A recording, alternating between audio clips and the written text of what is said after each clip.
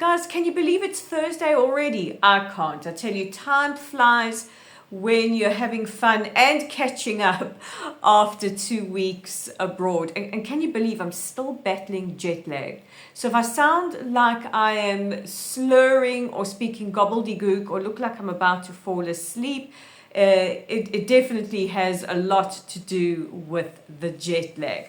But nevertheless, I look forward to my dates with you guys every Monday to Thursday right here on the Israel Brief with me, Rolene Marks, where we take a look at those top stories making the headlines. It is day 601. As I said to you yesterday in a very impassioned edition of the Israel Brief, I cannot believe that we are still in a situation where we have 58 hostages. And as I mentioned yesterday, we know 35 are no longer with us, 21 believed to still be alive, and 3 whose fate we are very, very concerned about. But this is where we are sitting right now. And what really, really irks me, and you heard me go on about it yesterday, is the silence of the world. So let's take a look at those top stories that are making headlines before we look at our mensch and moron of the week and take the audience question. And we begin with the possibility that there may be another ceasefire proposal on the table.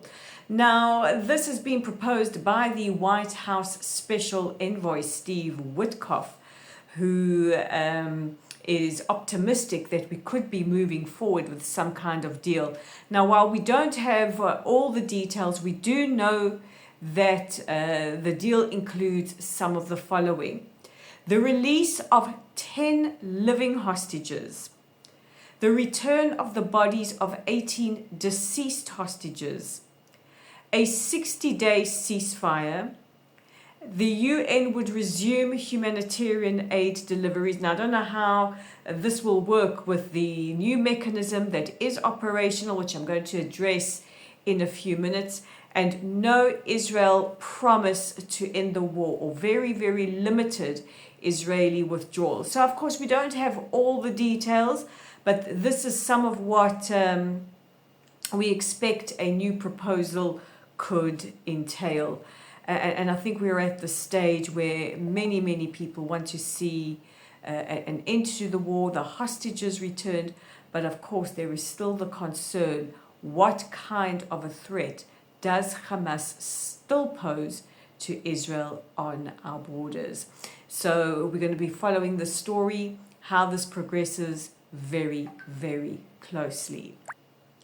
On the subject of humanitarian aid, because this seems to be the big focus around the world, and as I said to you yesterday on day 600, we didn't hear a peep from world leaders, NGOs, and so many about the situation for our hostages, but they sure did castigate Israel for the lack of humanitarian aid. Now, footage has surfaced showing warehouses belonging to the World Food Programme with boxes and boxes of aid. So that aid has been in the Gaza Strip all the while.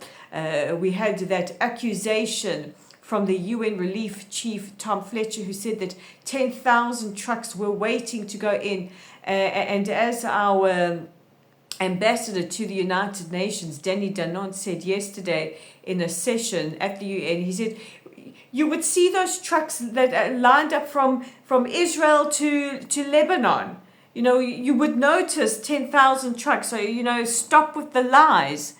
And footage is surfacing earlier today of Palestinians receiving boxes of aid individually, not via any other mechanism, but this aid is being distributed by the Gaza Humanitarian Fund, or GHF, directly to Palestinian civilians, bypassing Hamas and eliminating Hamas's ability to hijack that aid and sell it at exorbitant prices, which nobody can afford in the Gaza Strip, which helps them to rearm and re-establish.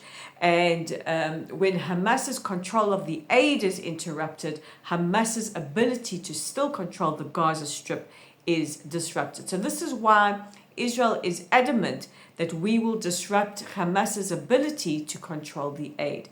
Meanwhile, the GHF have said that their operational mechanism is or their procurement mechanism is fully operational. They say that they have been able to procure between 60 to 65 trucks daily.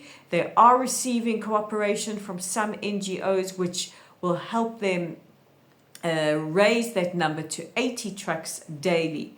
They have gone on to say that in the last day, they have been able to distribute nearly 1 million meals to Palestinians.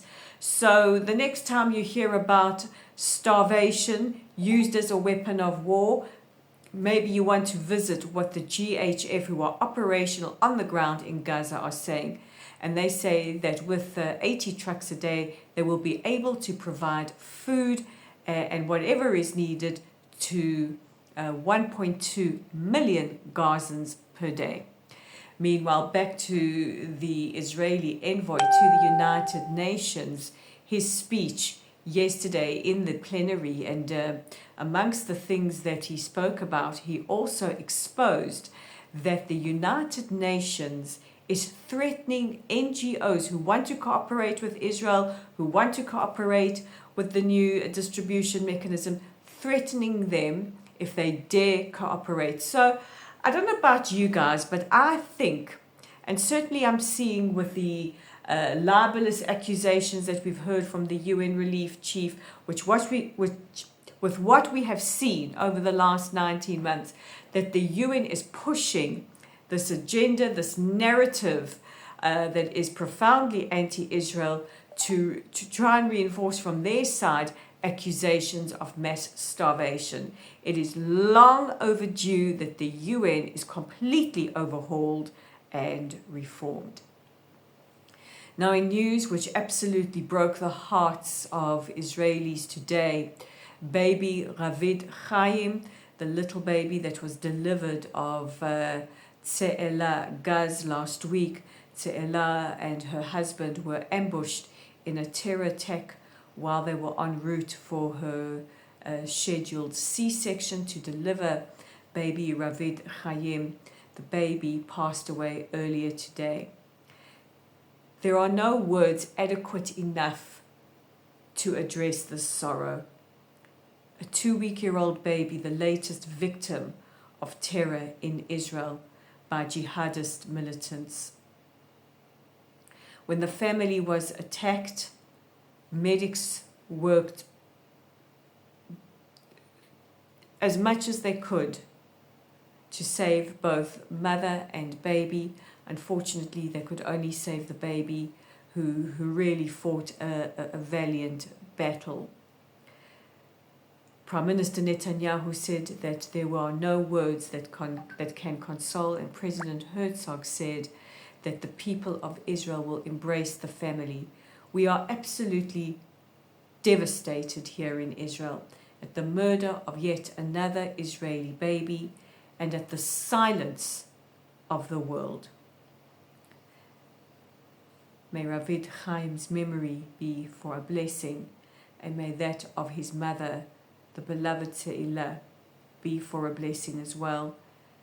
And may Hashem, may the Almighty comfort her husband and 3 other children in this profoundly, profoundly devastating time.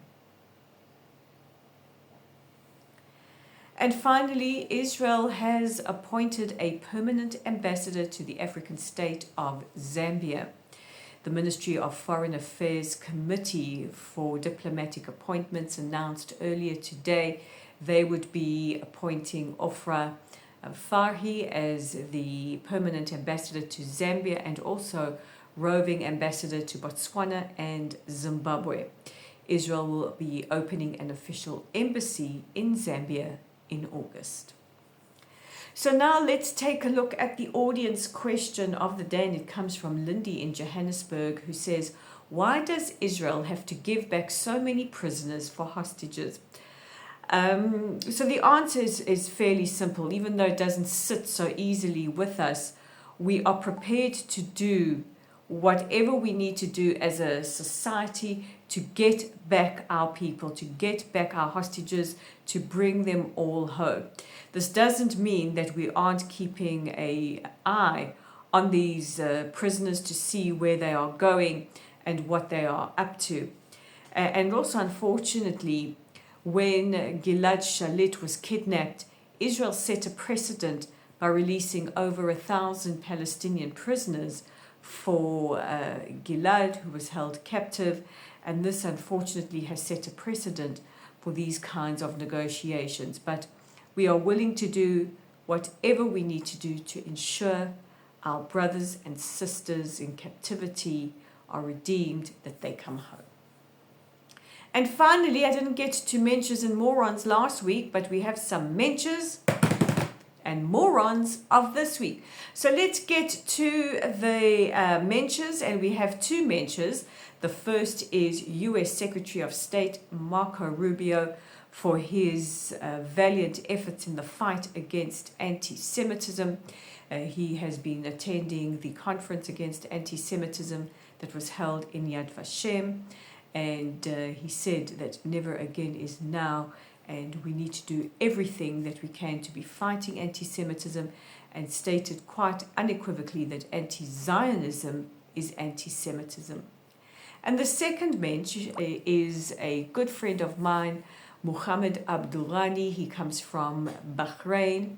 He is a great friend of Israel, and he has shown compassion and kindness where the world has been silent, advocating for our hostages, standing with Israel in the fight against jihadi terrorism, against anti-Semitism, and today sent a beautiful message of condolences, of solidarity on the passing of baby Ravid Chaim.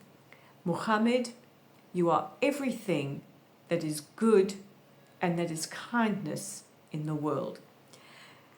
And finally, on to the morons of the week. And my pick for moron of the week is Piers Morgan.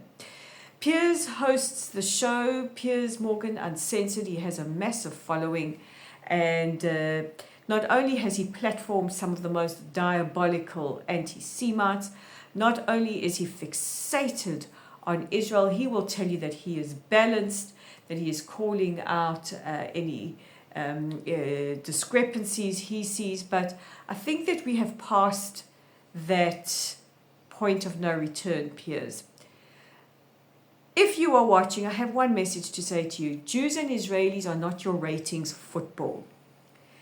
The people that you platform, this fixation on Israel. Last night you had on Mustafa Barghouti, the Palestinian ambassador. You had on Tzipi Hotovely, the Israeli ambassador. You gave Barghouti a free pass, and you propagated some of the worst canards against Israel and the Jewish people. You're perpetuating of accusations that journalists are banned from entering the Gaza Strip, when you know full well that many journalists have gone into the Gaza Strip with the IDF. You know full well they only have two ways of entering the Gaza Strip, either with Hamas or with the IDF. And guess who they will come out still alive with? And last night, accusing Israel of killing Palestinian children every day, like it is something that we intend to do, is absolutely diabolical. Your quoting of Jeremy Bowen, who has been debunked so many times, I lose count in this. Piers, you are no longer an impartial, balanced party. Your mask has slipped. You are partisan. You are anti-Israel. You are teetering right there on anti-Semitic, and you are the moron of the week. And when you give Barghouti a free pass about hostages, and Barak Tzipi Hotovely, the jig is up. We see you for who you are. So now that I've spent a considerable amount of time on my soapbox this week, I don't know, guys, maybe it's the jet lag that has made me extra feisty, I don't know.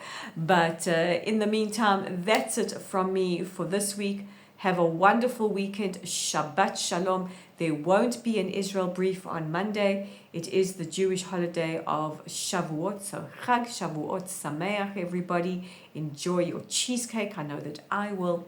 In the meantime, please don't forget to visit our website on www.layoftheland.online. Our YouTube channel is at the Israel Brief. Please subscribe by hitting the red subscribe button.